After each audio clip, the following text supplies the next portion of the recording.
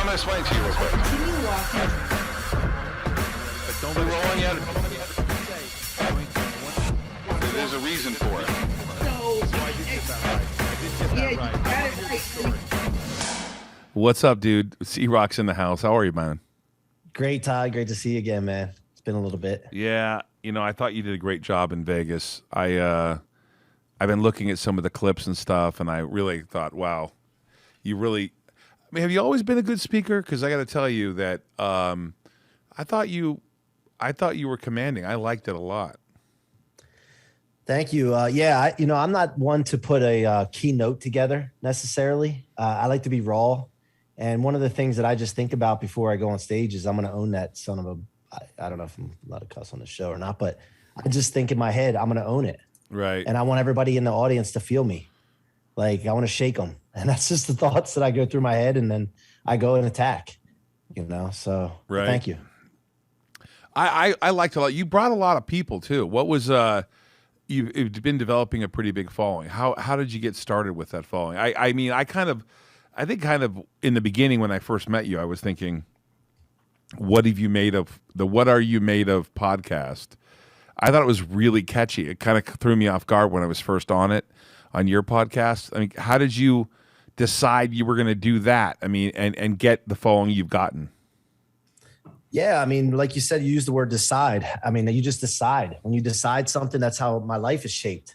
Everybody's life is shaped by decision. So, I was playing a small game for a long time. I was in the mortgage business. I made millions in the mortgage business, but living a good life. And I just felt like for the longest time, I was afraid to give up good, which you feel like good is secure, but it's really not. When you stop going after it and trying to get up to the next level, good's not really secure, but you feel like it is. And I was afraid to give up good, which most people are, to go for great.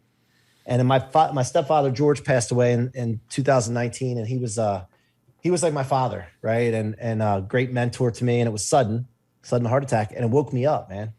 And I realized, wait a minute, life is short. My window's shortening. I got to go for great now. So in my early 40s, I just made a decision to get known. And I started following people that are, focused on omnipresence in their business. And I started thinking, well, why couldn't I do that? Like, I don't understand why I'm not going after that. So I just made a decision, and two things came from that. First of all, I had the decision, like, how big do I want to get and why do I want to do that?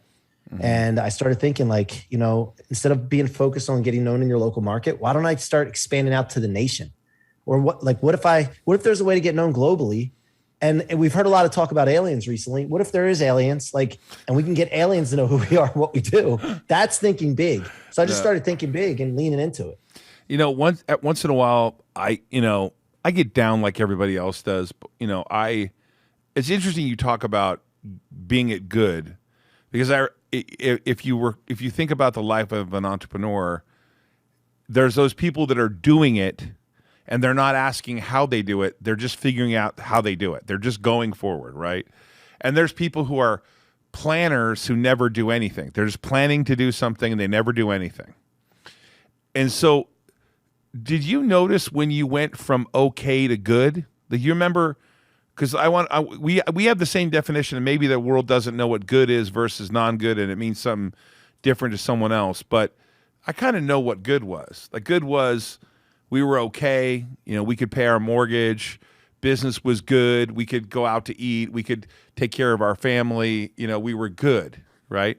But do you remember when it went okay to good? And you remember reminding yourself it went okay from okay to good?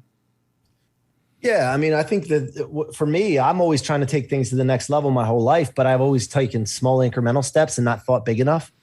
And so, when I'm talking about good, just for everybody to be clear, I have a house right near the ocean. I can see Ocean City, Maryland right here. I got a great pool, badass, podcast studio, man cave, 2 kids, beautiful wife, a dog, and, paying the mortgage and all that. It was great. That's good to me. Right. Mm-hmm. But the impact that I was having wasn't big enough. And the potential that I have inside of me to really impact millions and millions of lives was not being executed. And I wasn't okay with that at that point. So yeah, I remember that. I remember when I went from being a loan officer in a mortgage company, thinking that, why am I just doing this for myself? Why am I not scaling? Why am I not growing and bigger and expanding out and helping other people? I remember that thought. And when I started thinking about other people, using other people, by the way, leveraging other people, but also lifting other people up and elevating everyone around me, that's when everything changed. I can't stand the, I don't like it, at least, the idea that, you know, do you define good as economics too? Or is it just a state of mind or a state of being? Or do you say that good has to involve the economic side also? Yeah, it has to. It has to, because unless you're going to be a situation where you're like living with monks or working for a church and living in the church and having everything taken care of for you, economics has to be a part of it. Right. But to what degree, right? Like, do you want to be able to put money away every month, invest, or you would just want to get by and be good where you have a consistent income that you know you can live off of that and cover your bills?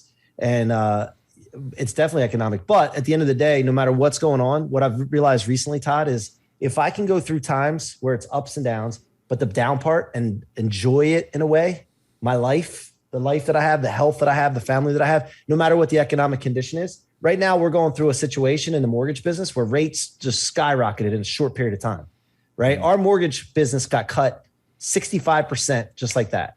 A lot of people dealt. Yeah, go ahead. You went through this before, though. You've been through these cycles of the mortgage business getting crushed, right?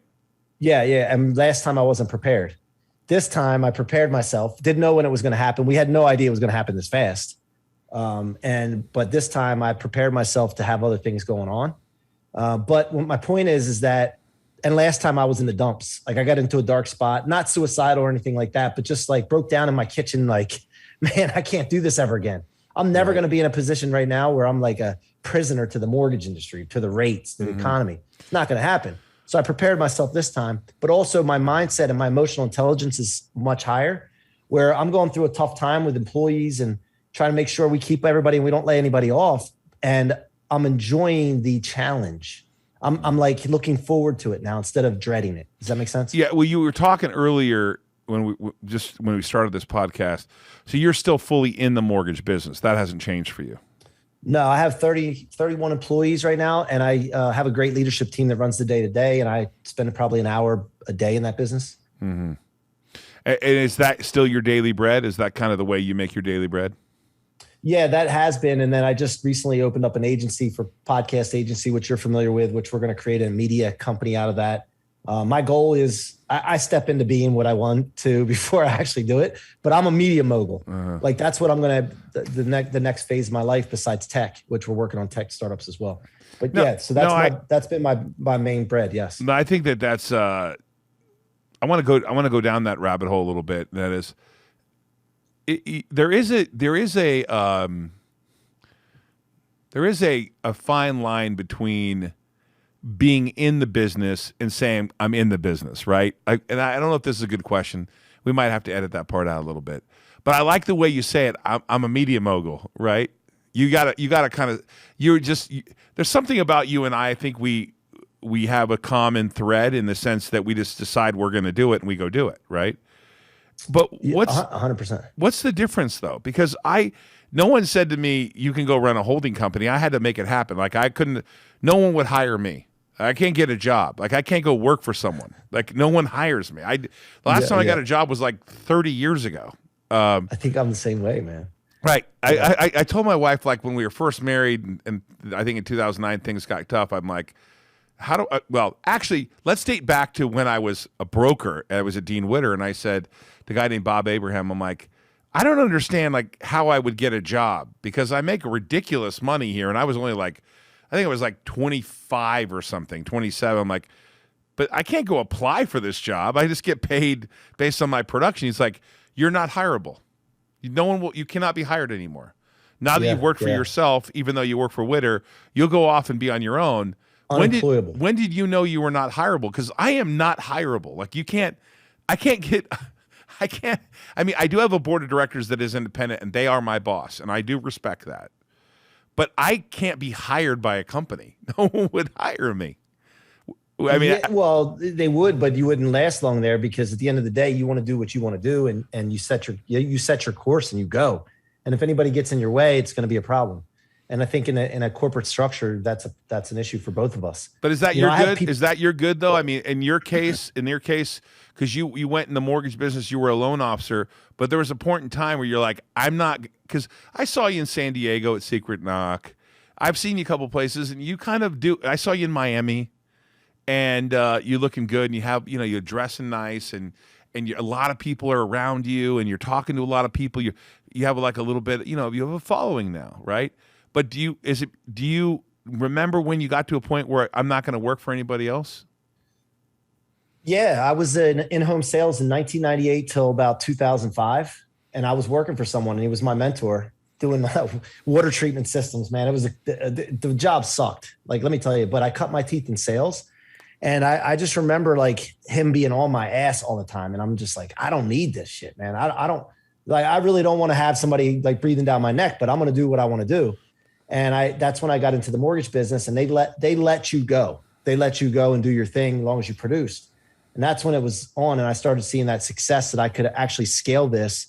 And from there, by the way, I still work. The mortgage company I work for a company that runs the whole organization. And our division, I run like a P&L underneath that division. But the owners of this company, shout out to Jeremy and Bill at Nations Lending, they're phenomenal. Like, they understand the entrepreneur concept.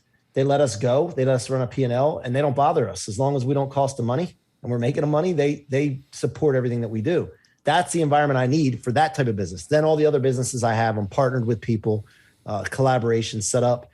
But Todd, here's the thing. I think very big. I don't need people telling me that I can't do something, why I can't do it, laughing at me. Well, if they want to laugh at me when I put a vision out there, that just gives me fuel. But I don't need that stuff, right? And that's why I think we're unemployable, because we have creative minds, and we think bigger than a lot of people. And when you're around people that think smaller than you, they'll hold you back unintentionally. A lot of times, like subconsciously, they'll do it. Oh yeah. So yeah, I see that a lot.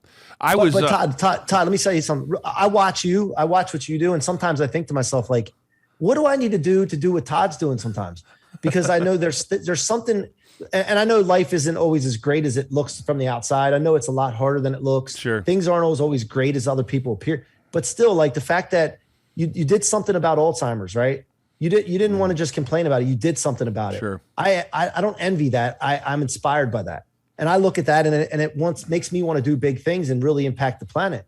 But I always wonder, like, how the hell's he doing that? Like, what does he know? Where does he get this information from? I need to figure something out.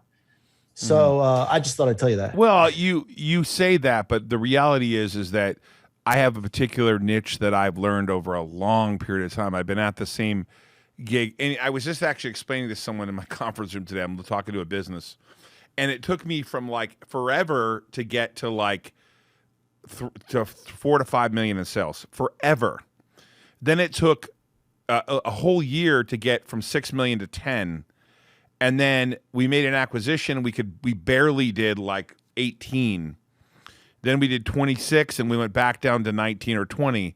And then it went from 20 to exponentially to like 53. And I think we're forecasting 155 million this year. The numbers are parabolic, but that's been going on for a long time in the same space, in the same general space. And what'll happen with you is I see you keep moving up the ladder, but one day you're gonna do a convention or a speech or something, and you're gonna get bigger, and you're gonna do bigger conferences, and you're gonna do bigger things with your tech incubator. You're gonna have one tech deal that goes to $1 billion, and then it'll be like you won't even do $1 million deal anymore. And so it just rarely happens in a straight line. It took me. I remember a time when we were a $20 million company. I was thinking, oh my God, we need to raise like $5 million. It was like Herculean. And I remember during a time during COVID, we were like, holy smokes, this is terrible. But if we're going to grow, we're going to need to raise a lot of money. We raised $200 million during COVID. And I was astonished to myself. And then we went and raised another $160 million. And so it is a hockey stick that accelerates, meaning, and C-Roc, I mean this sincerely, and that is, I've seen what you're doing, and and I don't know your business well enough, and you do have a lot of people working for you, but I can see that you're continually moving forward, right? So whatever opportunities you're on, I see you on the same path. That's what I'm saying. The money isn't the same. It's not the end all be all. Like, everyone has a different level of I want to work 7 days a week, and I have a wife that doesn't have a problem with that. Some people's judgment of like what's important to them are different. So I see you as a pretty happy guy trying to network, and I love what you're doing. I mean, you talk about, I don't know, it's not envy, but I admire that you wrote a book, Rocket Fuel. I mean, it's funny. We all have difference of opinions on, well, I'm mesmerized that you got a book written, and you're like, hey, how are you doing that deal? And I'm like, well, you see how it's like. I'm mesmerized that I got a book written, to be honest with you. So I don't want to do it again right now. Like that was a process that but no, I get what you're saying. Yeah. But here's the thing, Todd, something about the mortgage business. Like I don't own the company. It's not an asset for me. So that bothered me too for a period of time. And also, like when you're not owning a mortgage company, you're not holding servicing, you're a prisoner to the market. And so we got to $12 million in revenue, right? But now, like it dropped, like with the rates skyrocketing, I can't get to 12 million based on the same business model. It's impossible. So sometimes you have a vehicle problem, right? Mm-hmm. I can have all the skill in the world, but this is not the right vehicle to do what I want to do. So that's why I started branching out to other things. And it's going to take me some time to get to where I want to go with these other things. But again, I just keep looking at people like yourself they're doing big things. And it just, not that I say like, oh, Todd can do it, I can do it. No. What does Todd know that I don't know? And maybe I can use people like Todd where I give them something, my strengths, and then I can use their knowledge that they have. Mm-hmm. So I started thinking about collaborations, and that way I built a whole network of people that, a friend of mine, Amelia Antonetti, I don't know if you know her, she's just on a clubhouse room with me, and she's talking about creating genius circles, not masterminds, but genius circles where we work off each other's strengths. And I love that concept. And that's what I'm moving forward with. Yeah. I've actually, I kind of, if I were to talk about things I admire, if I were to call someone in the mortgage business, I would call you and say, people are going to need mortgages. So now that the business has gotten clipped with this bounce in rates, and I do admit, like I got a mortgage for 2.85%. I'm not moving. Like 100%. Where am I going to move to? Like, what am I going to do? Like, doesn't make sense. What's my rate going to be when I decide to move? Right? It doesn't make any sense. Right? So it's got to be reinvented. But if I were to buy a mortgage company or want to partner with someone on mortgage company or know the strengths you have, would you not be the guy to do that? Oh, 100%. Right. And the thing is that, 100%. Yeah. So to me, when things get beaten up and if you love the business, you kind of focus on, okay, how do I get bigger in that business? Right. That's in my head. I mine Bitcoin and I'm like all in on it now. I'm like, now that it's blown up and people have leveraged up and Voyager went out and Celsius filed bankruptcy, I'm like, okay, this is blood in the water. Blood in the water. There's right? blood in the water. And by the way, all those people that wanted me to leverage with Celsius and Voyager, I didn't give my Bitcoin. My Bitcoin's safely secured. I don't have to worry about that. I'm mining Bitcoin every day. And now the mortgage business is beat up. I was actually going to call you and say, hey, what should we be doing here? What would you be doing now? Because I got to assume that there are people out there that are going to get fried, right? The mortgage business is going to be tough for a while. Yeah, no, without a doubt. And there's going to be market share to grab. But the problem is that there's mortgage compression, margin compression. So what happens right now is that with the way they're securitizing mortgages, they're trying to put them in these specific pools, and the margin is shrinking. Where we used to be able to hold 4.5, 5 points on a loan, now we're struggling to hold 2.6 points, maybe 3. And so the business model is different. So what I'm doing now is I'm adapting. I'm trying to figure out, okay, how can I, evolve with this market the way it is? And so it's a challenge. It's a project. But again, like I like mortgages. It's been my bread and butter. But at the end of the day, man, like I'm looking for ways to get infinite scale. And that's why we're leaning into tech. And then we're doing the media thing. The media plays great because people need exposure. They need omnipresence. And more importantly now than ever with this recession coming, they're going to need more exposure. And so I want to be there to provide it and have people follow in the footsteps of what I did. Let's go into Blueprint a little bit. I'm interested in what you're doing in tech. I saw a presentation on it. I thought it was very interesting. I think that if you could maybe explain it in layman's terms exactly what Blueprint does, this will be something that I saw it already. I think there's probably a lot of people that would want to be part of what you're doing, but I wonder how it scales for you and kind of what it is. Yeah. So I did a lot of digital courses back in the day. I bought courses from people and took them, and I also built courses. And what I realized was, one, I'm an impatient person. I don't want to sit through a lot of fluff, a lot of long videos, a lot of high level theory stuff. And I noticed a lot of people were building these courses and doing long videos just to make the value there for the course that they were selling. So what I noticed was if I could just pull the steps, like the cliff notes, right, of the course. You remember a book back in the day, nonfiction book, somebody just created the cliff notes for people. A lot of people would just go to the cliff notes. Well, Blueprinted is a cliff note of courses. It's basically step-by-step guides to achieve an outcome.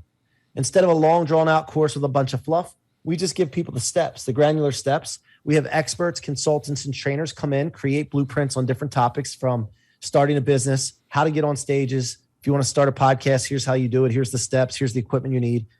It's basically the ingredients to an outcome. And so we also have the ability to integrate it into the calendar. So Todd, if you were going to tell me how to start a Bitcoin mining company, and you just said, look, C-Roc, I'm not going to teach you how to do this. I'm going to show you the steps, and I'm going to put it on the calendar for you every single day so you know exactly what to do each day. That's what Blueprinted does. It allows the expert to actually put the steps into someone's calendar so that they can follow the steps to achieve an outcome. Do you own that company? Yes. I have I have partners in it, but I'm the one that came up with the idea for Blueprinted. And how many videos have you guys made so far? Where are you at in the evolution of the company? Yeah, so we just launched the Creator Studio, and while it was in development, I'm a guy that's in sales like all the time, right? I'm in sales mode, and tech's something different. You have to have some patience with tech.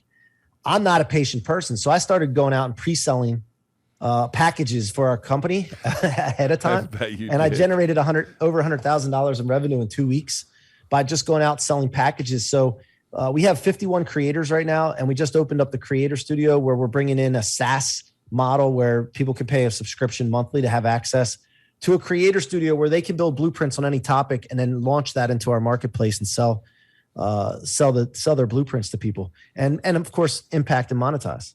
Yeah, Blueprint is interesting. I basically, so someone, what they do is they effectively, if they're a subject matter expert, they record a blueprint, they join Creator Studio, and they create their content, and then they launch it, and then you effectively are the merchant, and you collect the fees for them, share it with them, and then they can put it on anywhere on social media, on Instagram, going back to the Blueprint channel, and people buy. So you're kind of like an Amazon or Mastermind, one of those tools where a creator can make their content. That's a really interesting idea. I can see the leverage from that, right? Yeah, and we're also going to have events. Todd, here's the thing. ClickFunnels did a great job. Russell did a great job with ClickFunnels. I believe this is my thesis here. We're going to grab market share from ClickFunnels because Blueprinted creates their own landing pages as you're building a blueprint. And the thing is that if a company starts building blueprints for their clients, they can actually train their clients before they talk to them, their prospects, and carry them through a blueprint, training them on how to be a client for someone. For example, if you're in business credit and you want to, get your business client to be the best possible buyer or borrower possible, you can carry them through a few steps of a blueprint that they follow through, and it can funnel them right to you. By the time they get to you, they know exactly what you're going to need to have an application taken or what have you. So it creates actual a funnel and a training as you're going through the funnel, which ClickFunnels doesn't do that. So I believe that we can take market share and we can really create a new funnel by educating people and training people as we go through the funnel. Yeah, I could see that. That's a really interesting idea. I'm actually thinking out loud about if I were if I sold recipes, and I wanted to show people how to set up their own kitchen, or there's a bunch of, you effectively, that's the way a lot of people are learning nowadays, right? Is that they can go to any blueprint they want. It could be on any topic they want to go to. That's a really, is it blueprint.com? Blueprinted. It's BLOO printed.com. And by the way, most people go to YouTube, right? Like I was trying to work on this door handle the other day at my house, and I went on YouTube under the name of that door handle. And man, I had to sort through so many damn videos. It was ridiculous. And I don't know the credibility of the person that created it. Yeah. Here we're having ways that we can have ratings and also certifications on the blueprints So you can go search a topic and know that you're going to get something legit, and you just follow the steps. Yeah, that ship has sailed for YouTube, in my opinion. I go to YouTube now and I'll type in a topic. Let's say, since I was 10 years old, I've been a Warren Buffett fan since 1980, effectively, when I saw on Moneyline, 81, whenever it was. And I will go and I'm always looking for new content on him, anything that is, because I've seen a lot of content, right? And there is a couple times where I found new content, but more and more people will click it. They'll clickbait you. They'll put something in a YouTube video that they'll want to beat the algorithm. And so the subject matter expert stuff there is what I really figured out is YouTube now, people are putting up stuff about them so you can go to their regular channel because they're not giving you enough, there may be a how-to video on YouTube that people are going to say, Todd, you're wrong. There is still how-to. Not anymore. I think people have butchered it. They've made it to where it's kind of a cesspool of how I was looking at these, as you know, I'm a little still overweight here. And I look at good though, man. yeah, you're there you looking go. sexy, man. Funny. I'm looking at keto stuff, and you go and you realize anyone can just say anything, right? They have no credentials. They can do whatever they want, and really you have no way of knowing. And so I can see how Blueprinted, BLOOPRINTED.com would be a site where you're gonna put up subject matter experts. You guys, obviously, if you get someone on there that's not going to pay for a creator and not really go through the time, they're spending the time and money to do the video and to be part of the creators forum you have. So clearly they're more committed than just throwing up a free video on YouTube. And by the way, this isn't just video. We have video ability. We want to limit the videos to very short videos, but it's text, it's audio. You can put audio like little, voiceover or something, but there's also link capability and also calendar integration, which is the most innovative part of it. Right. I got you. Talk to me about Rocket Fuel. I mean, I know that you were and probably still are part of that Grant Cardone cycle. I feel like for some reason, if you were think of a rocket and it has debris coming off the side, or you were thinking of like an orbit and other people get in the orbit. I was in that orbit a little bit. I love 10X and Sell or Be Sold. Grant had a pretty big influence on me on, I've talked to Grant about he says people hear my message when they're ready to hear the message. So I don't listen to it as much because I've kind of overcome some of the issues I had with being public and social media stuff and fear, a little bit of fear-based stuff that I wasn't really willing to do. And in that regard, I've got to give Grant like a ton of credit, because he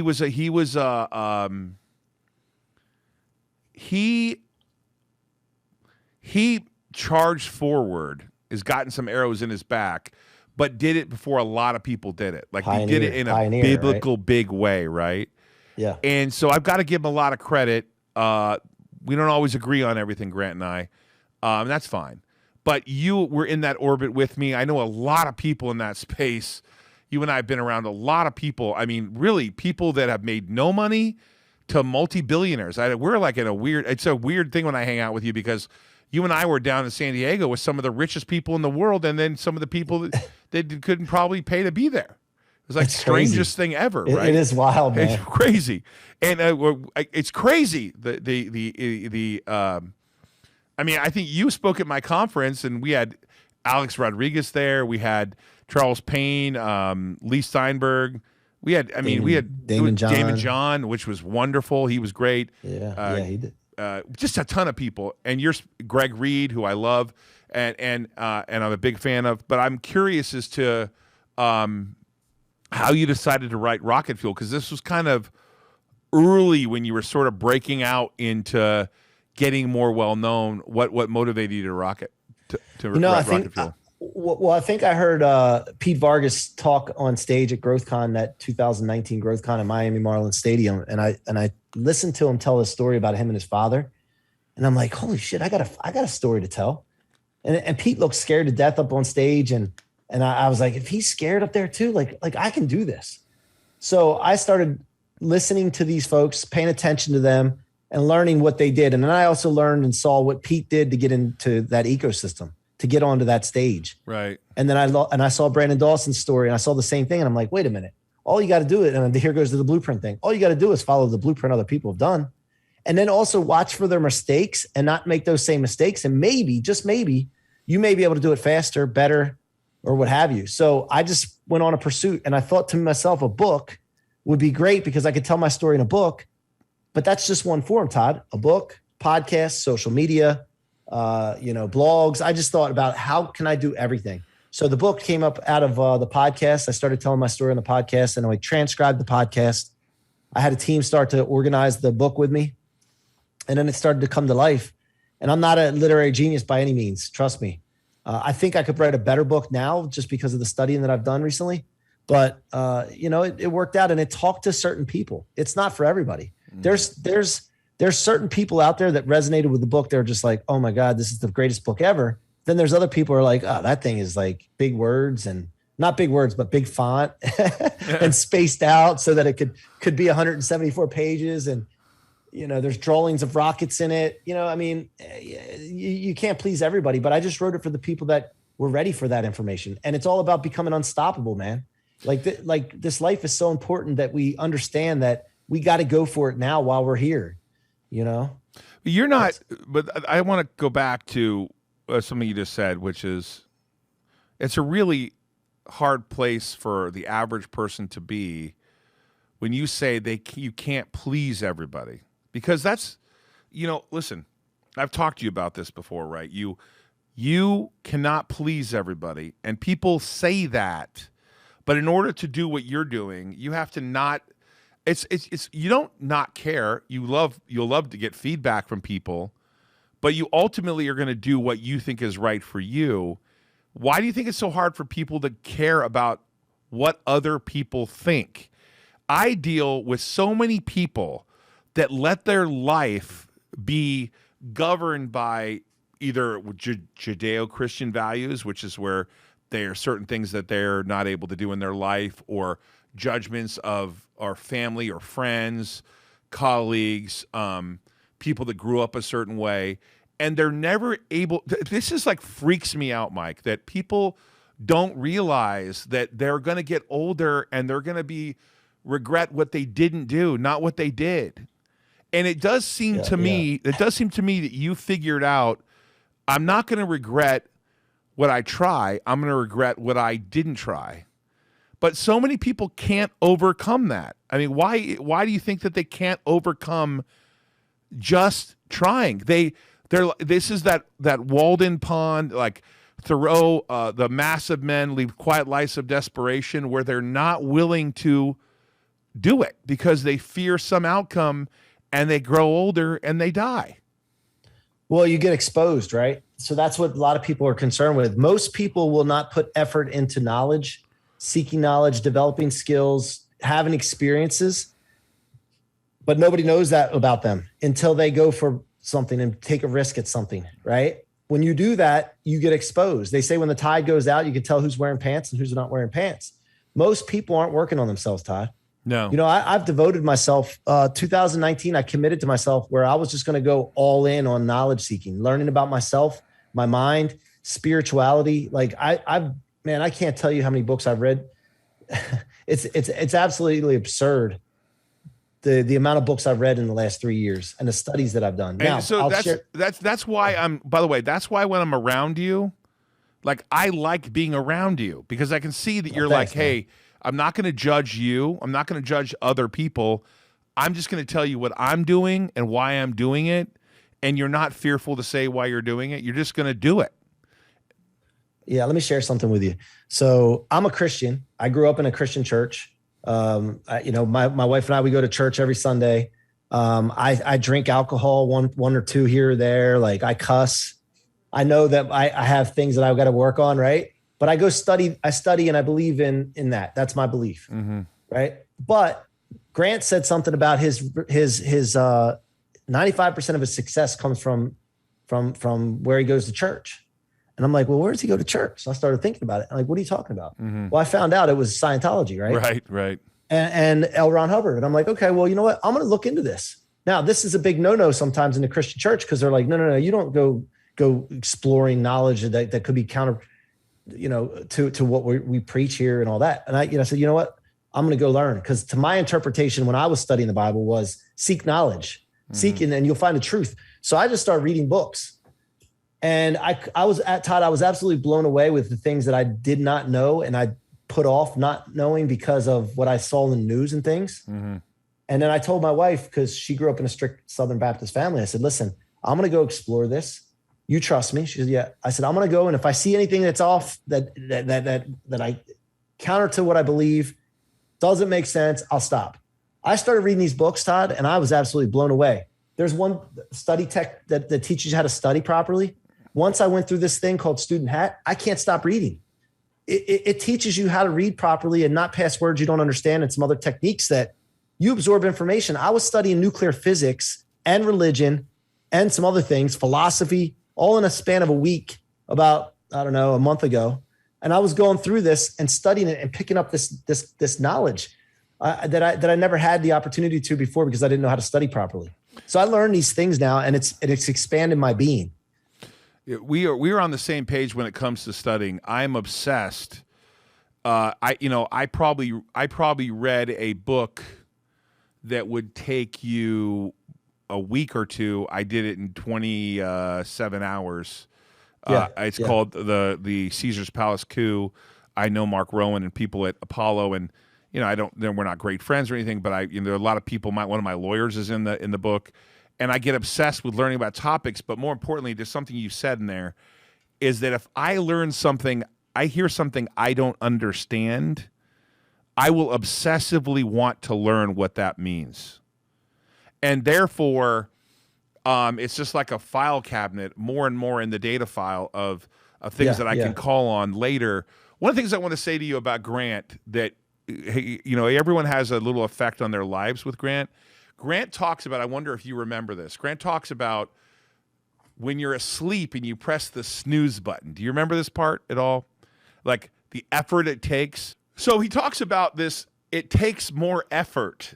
Do you get Grant, like something you read gets in your head? I'm using Grant as an example because now when I'm laying in bed and I don't want to get up, I'm like, oh, God. The effort of turning it off is more than just getting up and doing it, right? I mean, he's like, 100%. It takes more effort to think about not doing it and not getting up, and how much time do I have to sleep before I have to get up, and all the shit that you have to do. So it drains you to do that. And in my head, I'm just, okay, forget it. I'm gonna get up, right? And it's the first, but the first 2 minutes is the worst part. Once you're past that first 2 minutes, you're up. You don't care. Right. Exactly. You go take a leak and you're good. Right. Like, but you don't think about that. But the reason I brought that other topic up about studying is because I got it. Like, a lot of people will not share that they read L. Ron Hubbard books, right? Because of the things that are out there in the press. It's all bullshit. I don't give a shit, Todd. Mm-hmm. Like, if it's going to better me and help me impact people and help create unstoppable people, and it actually made me a better Christian because I went back and read the Bible and I understand the Bible differently now.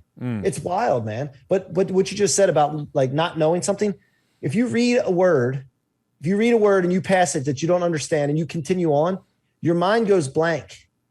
And you've probably read a page before in a book and got to a point where you're like, wait, what did I just read? The reason your mind does that is because you passed a word or concept you didn't understand. So that's one of the major things that has done everything for me. When I see a word, I stop immediately and look the word up. Do not pass a word you don't understand. That changed everything for me. Well, okay, speaking of word then, let's see here. 10 principles to become inexorable. Now, I'm going to spell it for everyone, INEXORABLE. What's it mean? Well, I'm actually, the second book I'm going to write eventually when I feel like writing a book again is called Inexorable. And it means unyielding and unable to be stopped. Now, when you wake up in the morning and you have a dream, a mission that you're on, don't you want to be inexorable? Like, doesn't everybody want to be unstoppable? Like that when I wake up in the morning, I'm thinking to myself after I go through gratitude, like, I'm healthy, man, I woke up for another day. Thank God I'm like here. Now I can go impact people. Then the next thing I think is, okay, I'm inexorable. And number two, whose hero can I be today? How can I get known by more people so I can help more people? But I'm inexorable. I think that from the start, right? So I'm writing this book now. It's going to be 10 principles that I live in my life that have helped me become inexorable or unstoppable. And yeah, so that's what I'm working on now. I like the word. I like it a lot. When do you expect that book to be out? Man, like I told you before in the off air, I'm not ready to write again, but now just probably this week, I just started getting this little bit of itch to start writing again. And let me tell you something, for anybody that's interested in writing a book, writing a blog or anything, it's the same with anything. You have to get momentum. You just got to start. And when you start, you just got to keep going for a little bit. And then once the momentum takes off, you're in. And that's the thing for me. I'm just like everybody else. I'm not different. Like I just got to get going. And once I get going, it's on. So this week I started writing again. And I don't like the editing part of book writing. Like that's just. So you're a Christian and you read a little L. Ron Hubbard. You're studying. I'm going to share with you something that goes on for me, and I don't quite know if it happens to other people. But my wife says to me all the time, if you ever watch that Star Wars thing where Ben Kenobi says, "These aren't the droids you're looking for," I remember when we were broke in 2009, she was on the phone with Southern California Edison. They wouldn't give us an extension plan on our power. We were not doing well. And I said, you got to tell them on the phone you need this. She said, I spent 30 minutes on the phone with them. They said no. I said, okay, call them back. I'm going to get on the phone. I got on the phone. I called them up and said, listen, this is what I need. I need to spread over 4 months. I can pay this much now and the rest over 4 months. Okay, Mr. Ault, that's fine. We'll do it for you right away. She was pissed. She's like, oh, you're a male. That's why that happened. Certainty. I've been on a journey with her where somehow the universe just presents it. And I'm reading a quote. What you seek is seeking you is a quote from the 20th century poet, philosopher Remy. Agree or disagree? Is that something you brought, or that's your quote, right? That's my producer's quote. But, yeah, but let's put that aside for a second, okay? I'm going to be 53 in December. I am completely convinced something's going on connected-wise because I have had now so many experiences with, and I as you know, I see a shrink. I've been seeing the same psychologist for 23 years since my first divorce. I see her every Saturday, and I hear about manifestation. And she says manifestation is foolish because manifestation happens, but only when you take action to manifest. You just don't get to say it. You have to do something about it. And for me now, it's almost like weird. Whether you think of Napoleon Hill, Think and Grow Rich, where you say it and the world's connected and mastermind groups, etc. Even hanging around with you, it's like somehow you and a few other people are just connected to it. What do you think it is, or do you think that that's kind of poltergeist, really not really real? No. So what we do is we finally at some point get the combination, right? It's the formula. Right. When you have the combination, then you're able to see everything, the opportunities that are all around you all the time anyway. You get to see those things and you take advantage of those things. When you have the formula right, or you're working off that right resonation, the energy, right? The vibe, right? But here's the other thing. When you decide to be cause instead of effect, that's when everything changes. Yeah, that's good. Like I know that I cause and create futures for myself and I cause and create futures for other people. Once I made that decision, everything's based on a decision. Then I take my thoughts, words, actions, and all my environment, and I make sure it's in alignment in the direction of where I'm going with that mission. And everything else, I remove all obstacles. And most people get stuck in the environment part where they think there's a lot of people get it's negative thoughts, negative self-talk, all that. But a lot of people get in problem with the environment, and there's a lot of suppressives in the environment, family members, friends, people, and they will not exit those people from their lives if the people persist on suppressing them and holding them back. Mm. And once you figure all that out, I guarantee you right now that you're surrounded by people that are helping you elevate, and they're not trying to talk you out of things. And if they do, you remove them. Oh yeah, there's no question. If they try to talk me out of them, there's a really weird fine line though, and that is the people I trust the most when they take it seriously and they say this is what we're concerned about. I pay a lot of attention to why are they so worried about what we're doing, and that helps me make better decisions. But that's been elevated a lot in the sense that, the reason I brought this up is I noticed that, like, when I asked you to speak at Risk On, you just did it. You didn't even you didn't say I'll think about it. You didn't say maybe I'll do it. Let me get back to you. You said, okay, I'm doing it. When is it? Yeah, I'm done. Right. Well, Todd, look, here's the thing, man. I know my mission is that all people are unstoppable to living the life of their dreams. I want to make sure everybody understands that. Mm-hmm. So if something aligns with my mission, the answer is yes. If it doesn't align with my mission, the answer is no. And it makes me be able to make decisions quickly. I'm sure you have the ability to make quick decisions because you're in alignment right now. You know where you're going. You know what you want. And you either make a binary decision towards or away. And that's what helps me, gets rid of chaos. Well, none of us can be successful when there's chaos. So that's why I was able to say that. And, people that have done things for me, like when you came on my show, your team promoted the show. I think on YouTube, it's one of the most viewed shows of my whole show. Yeah. I remember things like that. Yeah. We definitely, I was, that was kind of the first exposure I had to allowing myself after some time with Grant to unlock all my social media. Because as you know, people either like me, love me, or really hate me.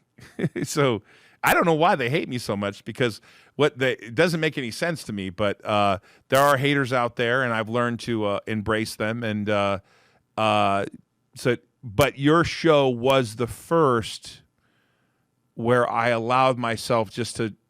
I don't even know if I didn't even know how to book the show with you. It was like, you know what? You're like, go on, do this, book the show. And I'm like, and I felt like when I first met you, I'm like, this guy's got it all together. He's got it figured out. Look at his podcast. And you're like prim and proper, and and you had commercials and shit. I'm like, who is this guy, man? I don't remember the commercials, but no, I'll tell you you did. what, Thank you for being on the What Do You Made Of podcast, brought to you by Nation Lending or whatever. I was like, you know what the hell I'm talking about. It was like, Well, let me tell you something. I was too stupid to know what to do and what not to do. Truthfully, I just went. Yeah. I look back at that now, and I'm like, Todd, I didn't know what the hell I was doing, honestly. I know, I don't know, man. But you pursued what you wanted to pursue. Listen, obviously our time's going to come to an end. We're going to have a part 2 to this. There's no question. But I want to get to the media side, because you're doing something in podcasting. And since people stayed to the end to watch this, I want to make sure we give them an opportunity to learn about what you're doing and helping people in media. Yeah, so omnipresence is important more than ever now, right? And one of the things that I did was when I found podcasting back in 2019, I leaned into it. I did over 400 shows in the last 3 years on other people's shows. I've done over 300 episodes of my own show. So we're over 700 episodes of podcasting. I saw what it did for my life. I saw what it did for my network. It cost me millions and millions of dollars not doing it sooner than 2019. Mm-hmm. What I realized then, while I was doing that, I was vetting shows. I didn't really know why I was keeping a database except for just having a network. But I had this gentleman booking me on shows all the time. And he came to me, he's like, man, you got a database out the wazoo. That's valuable. You can help other people do what you've done. And I'm like, you're right. And I instantly said yes. Just like we were talking about speaking, I said, yes, let's do it. What do we got to do? And I got with my assistant, and I'm a big guy in mind mapping. I call it mind mapping, right? I've heard somebody say that before, where we take this big whiteboard on a computer and we just draw out a business with branches off of it. And we mind map this whole business out, starting with podcast agency, helping people get on shows, booking them on shows. And then from there, taking them to press, television, Fox Business, CNBC, like just how can we get people exposure? Mm-hmm. Because I've done it, and I want to get other people into that realm, because some people have no clue where to start, Todd. Mm-hmm. And if I could be that catalyst for them and they can go back one day and say, C-Roc helped me become unstoppable, that's what it's all about for me. Wow. Hey, C-Roc, I appreciate you being here. I know our time is short. We're not even close. I could talk to you for another couple hours. I want to do an extended invitation to you. We are going to have, so as you know, we have an annual Risk On conference, which is available to the public, which you're of course going to speak at next year, I hope. But we also have an invitation only in New York City, where we invite Wall Street and people that are financiers and professionals, etc. It's invitation only. We're going to have a special night with a special guest. I'd love to make sure you're invited to be there. Hey, dude, just tell me the date, man. I will for sure. Hey, C-Roc, appreciate you being here. Obviously, we'll catch up later. hopefully Next time I'll come to the studio, Todd. Well, we need to do a part Live. 2 anyways. You know, obviously I'm in Vegas. You're always welcome here. You know that. Yeah, I appreciate you, man. See you, Thank you so C-Roc. much. Take care, buddy. Later. No, I'm going to explain it to you real quick. C-Roc. We're rolling out. There's a reason for it. So, yeah, you got it right.